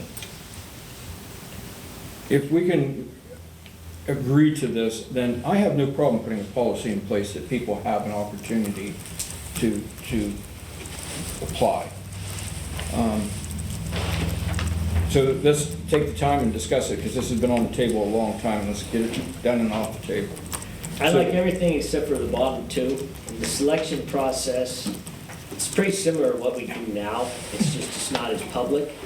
And I don't know that this is making it public anyway, but, I mean, I think you should tell the applicants that they got, that we've received their application. And if we haven't, that's a mistake we should have done. That's a mistake we've had in the past Yes, that I would it like to should have clear been up. corrected anyway. Absolutely.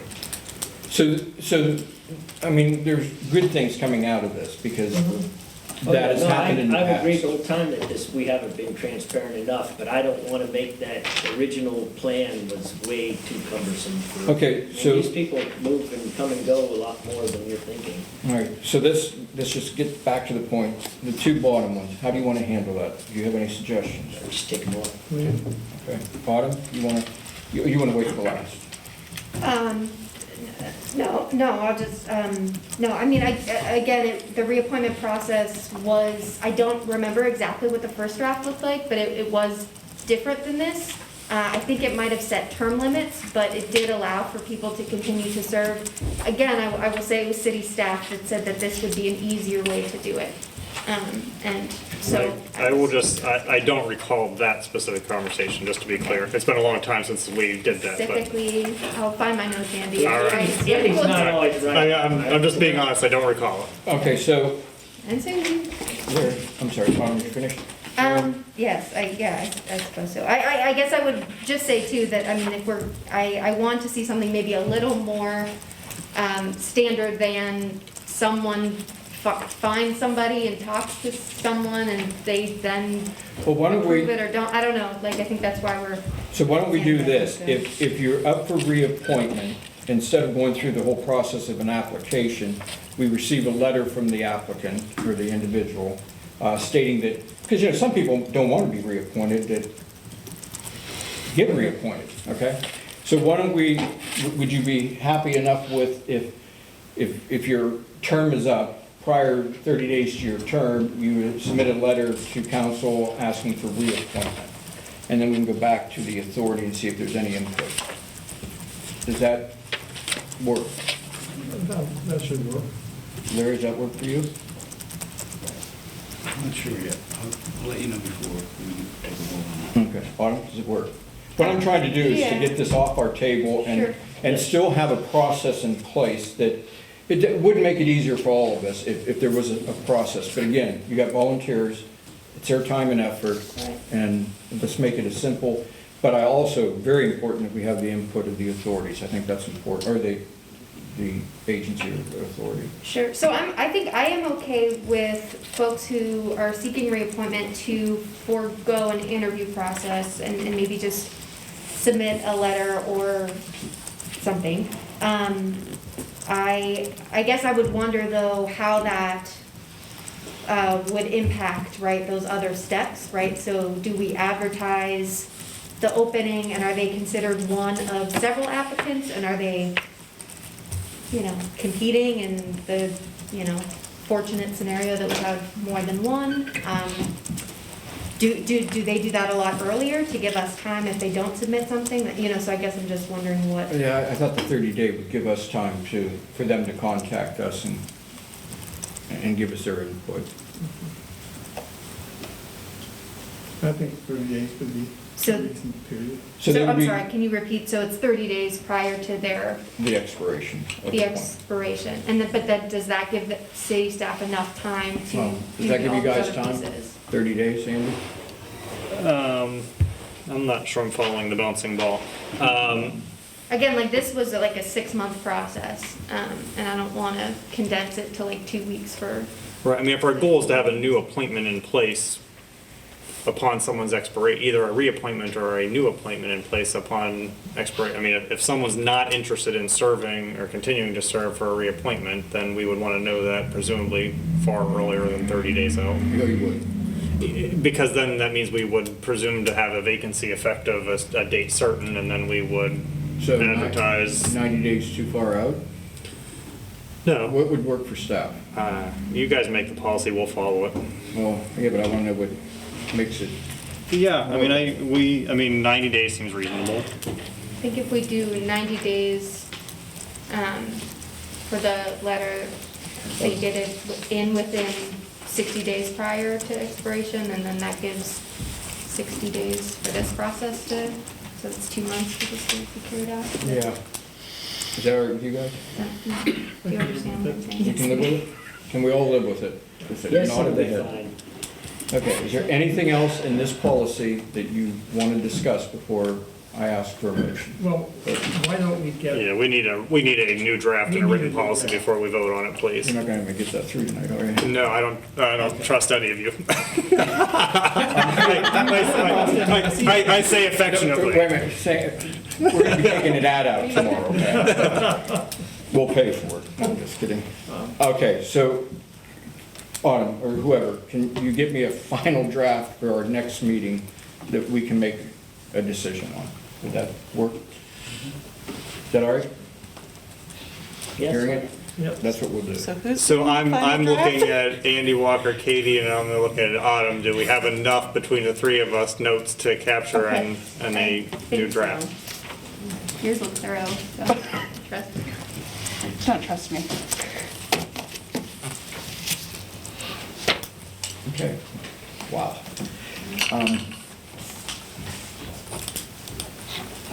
Just give me a second, guys. Okay, we're in discussion adopting the policy and procedure of special events, park, shelter, reservations, picnics, parks. Andy? Or, I guess that's your lead. Yeah, I'll kick it off and I'm going to turn it over to Katie. So just again, pre-COVID by way of, so Katie, good luck taking notes and leading the discussion.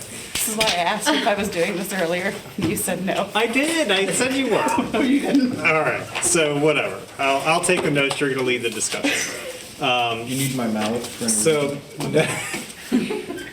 So just by way of circling back, right, pre-COVID, we had begun the process that had draft policies and procedures that we had discussed 2 or 3 times with council. Again, we're a similar iterative process where we were sort of refining for new around special events, park and shelter reservations, race permit applications, and then related fees. Apparently I had miscommunicated with Katie because I was going to ask her to lead the discussion in terms of walking us through the policies and procedures that we had proposed. Okay.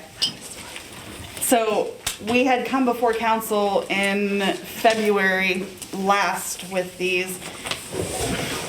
The best of my ability to answer now. Why are you looking at me? It's like most.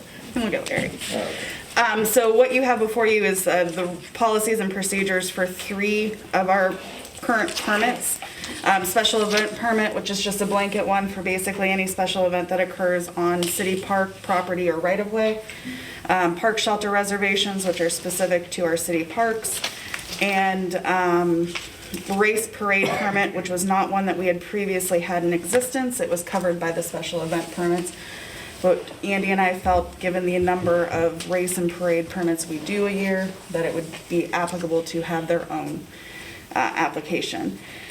Most of this is just setting forth written policies and procedures that can be given to the applicant, as well as creating a fee schedule that better covers the cost of staff time as well as city resources. We also took recommendations from our insurance company about requiring a certificate of liability insurance for any special event that is held. And we've also researched amongst other municipalities of similar size and in the region to be comparable with what they are doing. Fee-wise. Fee-wise, as well as rules, policies, procedures.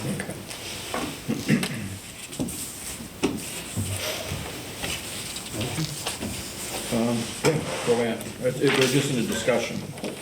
So, Andy, where do you want to go with this then? 'Cause Well, we're just discussing so it now. our goal, I guess, wasn't necessarily seeking action tonight. It was just taking the opportunity to refresh, bring it back, remind council where we were. We provided you what were the last drafts of the policies.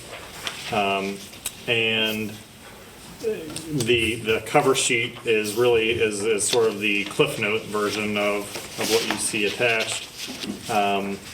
We do change, as noted, right, the barricade fee from $25 to $50 as proposed. That would actually be done also in the separate fee. Is that included in the fee schedule as well, right under a separate action, but it's also included here in the policy as well.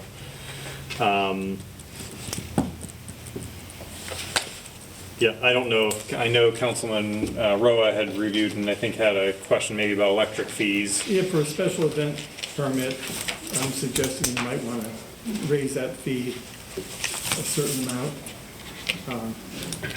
It's theoretically possible if you have a lot of vendors going to the max for an 8-hour event that you would actually exceed $50 Fair enough. for electric. So if you made it 75 or 100. Is that mainly on Chestnut Street? Is that where the electric is available? Diamond Park and Chestnut Street. Chestnut Street at this point is very limited. There could be 3 to 5 at most. I think there's like 2, Outlets that one or work. 2 working Right. electric outlets on Right. Chestnut. It's really minimal. So food trucks that, we encourage to come to Meadville. So most of them would have to be around the diamond because they do power usage? Well, they're not covered under these policies because that's under. Unless they're part of a larger special Yeah, I event. mean, let's say if it was a food truck event per se, but anyhow, the vending of a food truck is done under the soliciting. Transient retail. And transient retail changes that we've already made in the fee structure. Many of them have their own power supplies anyhow, generators and whatnot, but not directly applicable here. I don't know what the fee schedule was in the transient retail ordinance right off the I top of my can't head. look it up, so. Is that the only thing you saw, Jim? Yeah, I had another, well, they changed the other question I had. Yeah, we had a clerical error that Jim had pointed out. Larry, any comments or questions for Andy? No, sounds good to me. Paul? No. Sean? Nope. Can you guys get that together and we can have that at our next meeting to be approved? We would have a resolution then. Jim, we'll give some more thought on the electric charge. I guess the challenge is on Chestnut Street, to me, it depends on the size of the event, right? If it's one guy plugging in something for hours versus a Thunder in the City type event, the draw is different. So we'll think internally and for the next meeting of some thoughts around the electric cost and I think- proposal. Yeah, I am of the mind that the 75 for the gazebo, I mean, I imagine that would cover what Jim is talking about. Is there thought to, I'm sorry, I forgot that I had more questions. Is there thought to where these would be? So are these only going to be physical copies? Will they be available online, like permit applications? So right now, all of our permit applications are available online as a PDF. We don't have them as fillable PDFs, but that is on the laundry list of projects, so eventually. But the document itself, the policy itself would be on the city Yeah. clerk's page. So you could at least pull it up and print it out. And so we could link to anything else it references, like Yep. an additional application or something like that? Okay, so you got direction, right? Any other questions? Authority boards and commission appointments. Katie? I'll give that to you. This is just, so in your packet then are just the same vacancies, and council's aware. This is where we place them. There's the redevelopment authority. You had at the last meeting with the 2 applicants for the redevelopment authority position, Jeff Youngs and Joe Tompkins. You had referred that to the redevelopment authority. The authority met and provided, there's just a cover letter summarizing the redevelopment authority's recommendation of appointment of Jeff Youngs. And then it's at your discretion whether you choose to make that appointment tonight. Okay. So, you know what, Katie, I'm gonna ask you to read it. The redevelopment, I have it. You got it? Thank you. Read it. That way, because it's in public. Oh, yeah, sorry, go ahead. Your Honor, it is a letter from the redevelopment authority dated June 10th, 2020, under the signature of Mary Ann Mananos, the Director of Community Development. Dear Council, at the Redevelopment Authority Board's June 10th meeting, the board discussed at Council's request candidates to fill the currently vacant board position. After discussion, the board unanimously voted to recommend Attorney Jeff Youngs for the appointment to the board. The board believes Mr. Young's experience working with local businesses and the fact Mr. Youngs was born and raised in the area will make him a valuable asset to the board. Additionally, prior to the appointment of board member Jimmy Alley in August 2019, Mr. Youngs was contacted and expressed interest in sitting on the board at that time. If there are any further questions, please let me know. Thank you.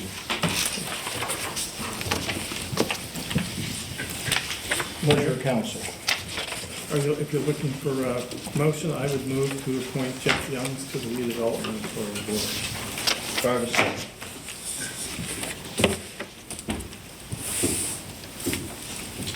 I'll second that.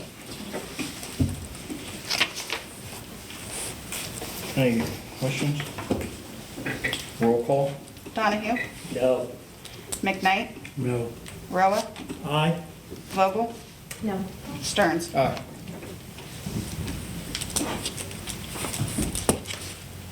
I move to appoint Joe Tompkins to the redevelopment authority board. Second? Second. Okay. I'd like to discuss this for a second. I really do think that, I mean, Joe, you've gone a little overboard on attacking rental properties, but I really want to see the housing thing get more interest on the redevelopment authority. And I'm really interested in that, and I love the fact that you're here all the time and you're engaged. And I know you've been going to the meetings because that's what you do. And so I'd like to see you try it, see what can happen. Any other comments or discussion? Roll call? Donahue? Aye. McKnight? Aye. Roa? No. Vogel? Aye.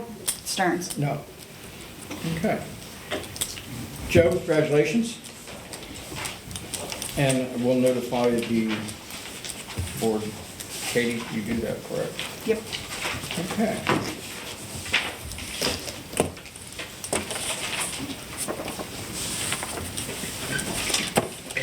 Under new business discussion, community development block grant, CARES Act. Andy? I'm going to invite Mary Ann to come to the podium there. So in your packet then, council, you recall we had a remote public hearing on whatever date Mary Ann will tell us, but to receive project proposals for use of the special one-time COVID-related funds. So in your packet, the top sheet is actually a city recommendation. Behind that is the various proposals and narratives that were received. I think, Mary Ann, maybe if you start there with the overall process, start with those proposals and then get to your recommendation. Sure. Good evening, council. So on May 22nd, the city held their first public hearing for two different CDBG funding sources. The first one was for the COVID-19 response. The second for just the annual application. What we asked of the public at that meeting was that they could submit proposals for what they would like to see, how the funds were used. Two different deadlines for the COVID-19 proposals. Those were due June 5th. And then they still have time to submit the annual CDBG application proposals until July 3rd.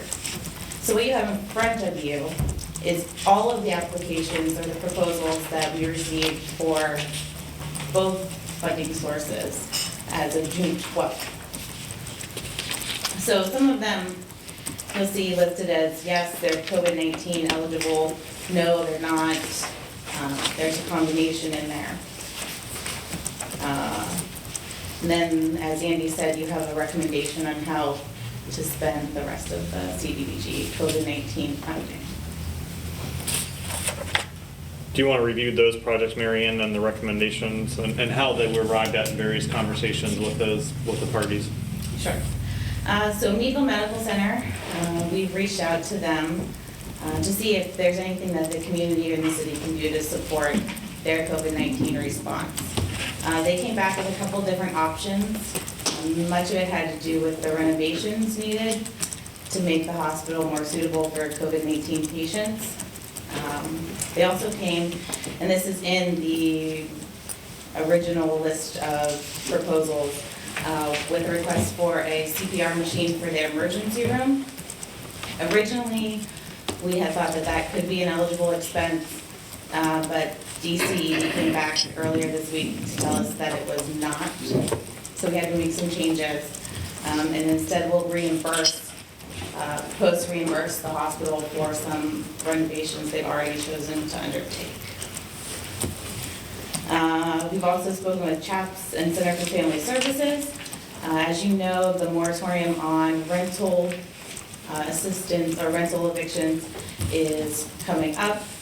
So they anticipate some issues with needing more funding for that. We've put that in there, as well as utility assistance. We've also allotted some case management funding. The case management funding actually comes out of the city's administrative fees that we typically take from CDBG. This is because both of those entities will end up administering and making sure that folks meet the guidelines. Any questions? So looking down through this, what was the total amount of money we had? 100 and, what? 193,732. So approximately 100,000 of that is going for rental rehab Correct. assistance. Mm-hmm. Okay. Not rehab, but rental assistance. Rental assistance through CHAPS Family Services. Right. And then they do the program then? How's that, tell me how that's gonna work. So we're gonna enter into a cooperative, we'll have to enter into a cooperative agreement with both CHAPS and Center for Family Services. This will be to satisfy DCED requests that housing is, up to code, that they're putting folks in or giving rental assistance to, make sure that all folks receiving this money are their city residents and meet certain income eligibilities. Throughout the city, it's just Correct. not a certain part of the city. Correct. And I take it that under CDBG, I'm gonna be signing these, Correct. right? So those agreements will come before council with an agreement with each, and probably a sub-recipient or similar agreement with Meadville Medical Center even. More than likely. Yeah. So all that'll be lined out in, Right. Yeah. okay, in detail. Yes. So next steps, I mean, Council, you're welcome to ask questions, but essentially, this funding would be included in the next public hearing on June 29th, Correct. only after which the application can be filed. That's correct. So the CDBG's COVID-19 application is due at the end of July. Thought with the state is always, the sooner you get an application in, the sooner you get funding back. So the second public hearing is held in tandem with the county on June 29th. And then there's a 5-day public comment period, which puts it at July 6th. So you will have already met, and we'll probably ask that you ratify submission of the application at your July 15th. meeting. Yeah, July 15th. Because the city will need to approve their application prior to the county commissioners approving the submission of all of it. If you remember, the city is now on behalf of the county. So they will submit technically the application on the city's behalf. So I guess one of the questions I have, because I do not agree on when the federal government and the state came in and started handing out money, I didn't agree on how that money was divided up, okay? I still don't, which I sent a letter on under my own name, because that money could have been used a hell of a lot more for people in this community than what was given out. So I had to say that. It's been bugging me since the money's been handed out. So I just want to make sure that if we're using this for rent help, that the right people get the right help and it's accountable. Yep, so per DCED guidelines, they all have to meet certain income limits per household. I have the 2020 CDBG income limits if you want to go through those. But that has to be well documented. They have to be residents of the city. And then all of that I'll get a copy, the county will get a copy, the state will get a copy. And we get audited all the time by the CED to make sure that all of those guidelines are indeed being met. And I just want to make sure the right people are getting the right help, okay? I mean, I had somebody tell me that they received funding and they went out and bought a $1,100 iPhone, and that's my tax dollars, our tax dollars. I want to make sure the money's going for the right use, so I'm going to be watching it, Fair enough. okay? Did we get this funding because of the disaster declaration? Or put another way, would we have gotten it if we had not declared the disaster? We would have, yes, because it was federal funding through the CDBG program and by Pennsylvania Act, by Commonwealth Pennsylvania action, they distributed according to the entitlement formula. Correct. So we would have received an entitlement allocation of it, irrespective of our local designation. So some questions I have around the funding to the medical center. I mean, I certainly want our medical center to be as equipped as possible and to be able to take all the precautions it needs. I was looking on their website and the cost of a test is $199. And so I wonder if this reallocation of funds to reimburse payments they already made might be able to go towards making testing free and available to people, or if there's any portion of that money that might be able to make testing available to especially vulnerable folks who are vulnerable to coronavirus. I need to have further conversations with the county and grant manager about that. Purchasing tests is a eligible activity, but I'm not certain what the criteria then would be for somebody getting tested. Will they too need income verification? I would assume something along absolutely. those lines. Right. So I need to check further into that. Thank you for checking. Just for the record, the $199 is a stated fee, but rarely, if ever, does the medical center get that kind of money. There's probably about at least 8 different levels of reimbursement, depending whether you have Blue Cross, Champus, medical assistance, Medicare, private pay, private insurance company, and all the rest. Yeah, there's a preliminary search for free COVID testing, and nowhere in Meadville comes up as a site for that. So there's really no action. I guess the action, if you have fundamental disagreement with this, because this is what's going to be recommended to the county for the final public hearing, and there would be a public comment process after which, but it would really be, these numbers would be the basis on which the final application would be prepared and submitted. And because of the timing, as Marion mentioned, on July 15th, agenda might be an actual resolution to ratify the submission of the application that includes these numbers. I'm okay with numbers. Yeah. I'm all right with numbers. I'm okay. I mean, I want to see people help, but I want to make sure it goes to the right people. And per Councilwoman Colville's suggestion, we did reach out to Beyond Center for Family Services. So Women's Services, CHAPS, the Housing Coalition, they were all notified and most attended the public hearing, and they were all given an opportunity to submit proposals for how this funding is spent. One other question before you go. The utility assistance of the 9,000, for shut off. I'm going to be honest, is that enough money set aside to help those people? That's not an answer that I have. That's the number that came from CHAPS. That request came from them, and you'll see the breakdown, the estimate to assist 30 families with an average of 300 per family.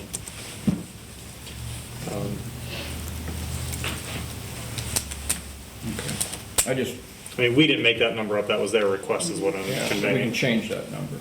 Well, these are the numbers in the budget that would be submitted and the project submitted. I mean, it wouldn't change once it's submitted. No, but we can change it before it's submitted. Yes. Right? Sure. Okay, if we submit this as written, are the agencies held to those amounts? In other words, can they take $100 or $1,000 out of the housing rental assistance and add it to utility and vice versa? Or are they committed to? They're going to be pretty strictly held to these numbers. At this moment, there's kind of play with the rapid rehousing or utility assistance. The only fixed number is the case management number of the 9,000 plus, because that, again, that number comes from what the city typically takes for administrative fees, which is capped at 18%. So this comes out of our 18%. So that number has to stay, but the other ones can be fixed at this time, but once submitted, they're pretty. Just so you know, Autumn pointed out, I did not catch it. Under family services, under utility assistance, there's an additional $4,937. I didn't see that. So they would either go to CHAP or go to Center Family, wherever the money runs out, then they would go to the next one. Is that how that would work? Somewhat. Both entities service different populations of folks. So you're, depending on if they qualify for one agency, they can go there. If not, then they're, With the rental assistance too, I'm just curious, you know, we got $100,000 out there. Has landlords had that issue to not having their rent paid? I mean, is there? What did you do in the meeting last week, so the third, they haven't had that problem. But just because the landlords haven't had the issue doesn't mean the tenants haven't had the issue paying. And especially in the fall, once we get the money and $600 a week stops coming from unemployment, I imagine we're gonna see some struggle. So does that go for mortgage payments too, or that's just strictly rental? they are only dealing with rental assistance. And I will tell you that at this time, when I spoke with Center for Family Services, they had run out almost of their rental assistance funding. And there was going to be a 5 or 6 month gap. I think I heard something too, like they helped an additional 70-something families in the last few weeks. Well, that's what the money's there to do, to help, so let's make sure the right people get it. Any other comments, council? No. Thank you. Good job. Okay, we have a resolution authorizing signatures for indemnification. Katie, you ready? Sure am. Resolved by the Council of the City of Meadville that the attached agreement is hereby approved and adopted substantially in the form attached hereto, subject to ratification by Allegheny College and final approval by the city solicitor, as and for a binding and effective agreement of the City of Meadville in accord with its terms, and the mayor, controller, and the city clerk are hereby authorized and directed to execute and to attest such copies of the attached agreement in the manner required by law as may be reasonably required for the purposes of the parties thereto. Motion, please. Motion. Second? I'll second. Okay, discussion, Andy? I'm going to punt it to Gary. Okay. Gary, nice to see you. I should wake up. Yeah, the college, this is related to College of Bentley Hall renovation project that's been going on for quite some time. As part of that project, they are installing some additional parking and other impervious surfaces, which required a new stormwater management system, which will discharge then to, actually does already discharge now to Park Avenue. This was something, it was kind of missed. Anytime the stormwater system discharges to a PennDOT owned right-of-way, PennDOT requires the municipality to be the applicant for what's called the highway occupancy permit, which is required prior to any kind of construction within the PennDOT right-of-way. Am I being loud? You're fast. Okay. So what we then do, we would then of course apply on behalf of Allegheny College. And then we require then this indemnification agreement to hold the college responsible for the connection and any issues that may come up in regard to that connection. So this then will cover the city and put Allegheny College, make them responsible for any kind of issues that may come up in regard to that connection. We've done this for Quickfill, Quickfill down in Park and Linden. I think it's maybe the 3rd or 4th time we've done that. It just essentially transfers any kind of responsibility to the college. Any questions for Gary? So there's no cost for the city in doing this? Any other questions? Hearing none, roll call. Donahue? Aye. McKnight? Aye. Roa? Aye. Vogel? Stearns? Aye. We have a final resolution recognizing Dave Alva. Resolved by the Council of the City of Meadville that whereas David Alva has served as a valued employee of the City of Meadville Public Works Department for 34 years, and whereas Mr. Alva began working for the City of Meadville Public Works Department as a truck driver/laborer on March 31st, 1986, and whereas Mr. Alba was promoted to the position of Assistant Superintendent of the Streets Department and began serving in that capacity on May 2nd, 1988, and whereas Mr. Alba moved to an equipment operator on January 1st, 1997, and whereas Mr. Alba has performed all the duties of his office with dedication, thoughtfulness, professionalism, and efficiency, and whereas Mr. Alba has elected to retire from active employment with the City of Meadville effective May 29, 2020. Now therefore be it resolved by the City Council of the City of Meadville that City of Meadville Public Works Equipment Operator David Alba is hereby commended for his many years of dedicated service to this community and its citizens. Be it further resolved by the City Council of the City of Meadville that the best wishes of the city are extended to David Alba for every success in the future. Motion to I so recognize. moved. Second? Second. Thank you. Comments? Larry, start with you. I didn't know him, but anybody that can make it to retirement, I hope he can enjoy it. Jim? I was at his retirement party. I think he served the city well, and I wish him many years of health and happiness in retirement. John? Just congratulations and enjoy yourself when you get a chance now. Like Leroy is, now that he's retired. Autumn? No, I thank Mr. Alba for his work and wish him the best. Wish Dave the very best in retirement. I hope you adjust to it. Sometimes adjustment takes a little bit of time, but you'll get to enjoy sleeping in a little bit later, hopefully.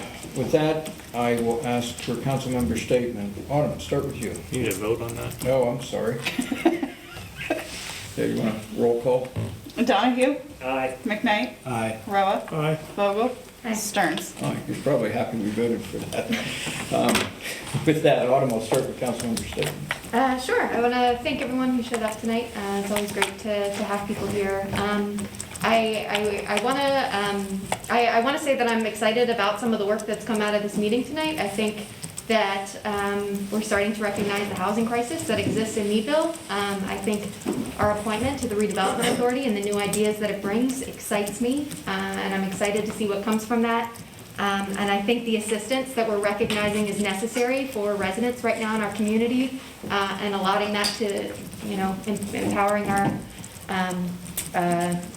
local organizations that support those people to do that, giving them the resources that we're able to. So I'm glad about some of the things that came out of this meeting. Larry? Yeah, I too am satisfied with some things that came out. I've got to get this off my chest. The meeting back the third, I believe it was, I was very confused the way it was handled. Because we had stated that when we had brought the proposal, the petition, when Kirsten Ames was going to speak, we had Kirsten Ames speak for our petition. Right. The group that came were told that they had to select one representative. When the landlord committee came, or tenants came as a group, every one of them just about, unless they waved you off, continued to speak, reiterating the same thing.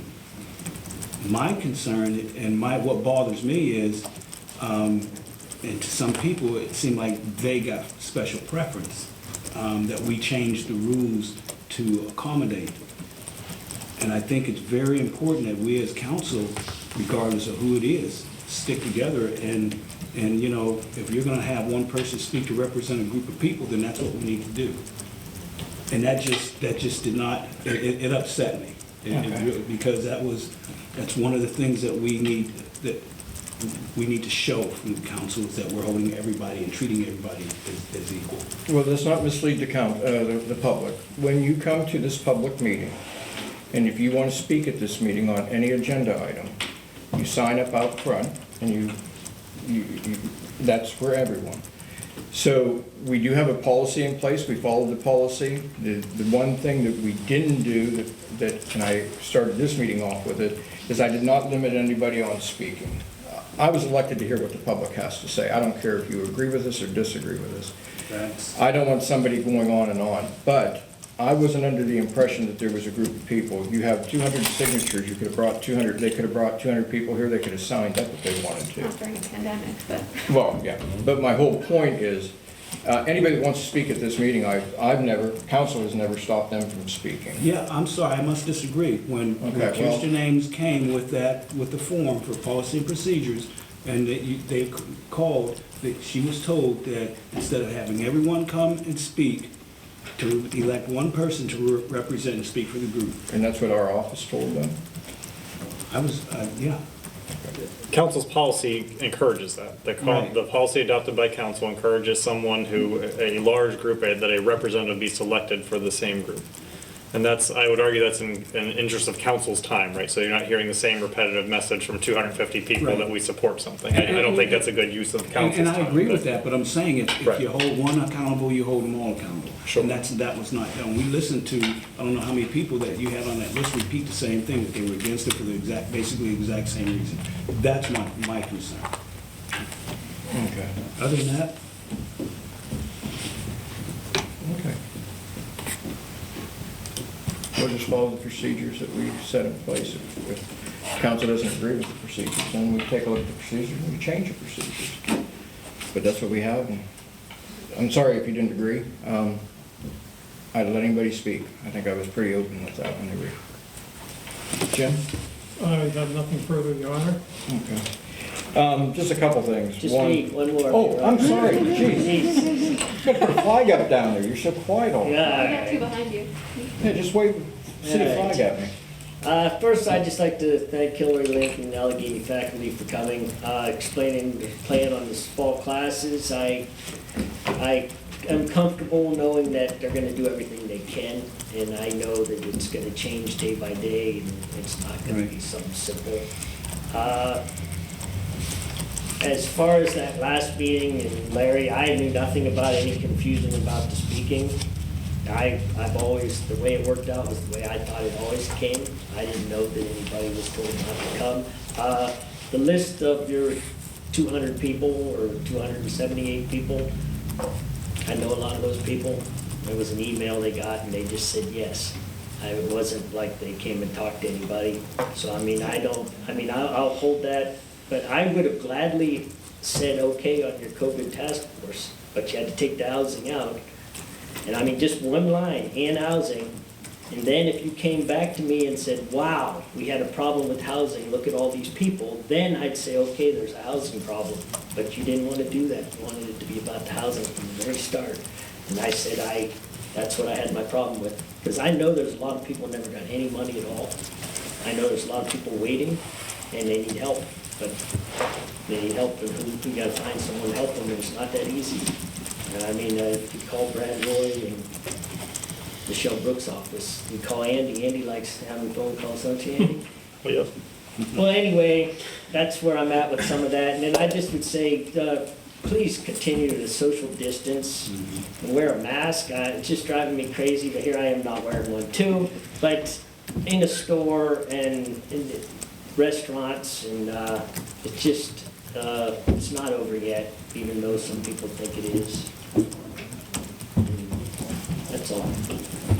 Well, with my statements, first of all, I do want to thank Allegheny College for coming down and certainly have an open conversation with us. And I really understand the college is a business and they have to run it as a business, but I also know that they really do care about the community, and I appreciate that. I got to tell you, the outdoor patio has really been kind of phenomenal. I've gotten quite a few calls. looks nice. People are enjoying it. They're keeping their distance. I spoke to some of the businesses, and one of the businesses up 30% in sales. So I think we, as a council and the city, really did a great job working with them under their request of having these outside patios. And even to the point is maybe we can look at that as a permanent thing down the road. If it brings people downtown and it gets them to make sales, buys, walk in the stores, then that's what we're doing. I'm also glad to say, I know it's CDBG funds, but this is still tax dollars, no matter how you cut this cake. $100,000 is gonna go out there to help with those that are needing some help in the city of Meadville with rent, utilities. I'm proud of that through the CDBG. I can't stress to you enough how I want to make sure it gets in the right hands for the people that really truly need it. So I'll be keeping a real close eye on that. With that, Dave, again, enjoy your retirement. You may keep busier than what you think. Need a motion to adjourn, please. To To an executive session real on- estate and litigation. So moved. So moved. Second. Roll call. I'm looking for Mike Crawley to make sure He he's. left. Yeah. Donahue, Aye. McKnight, Aye. Roa, Aye. Vogel, Aye. Stearns. Aye.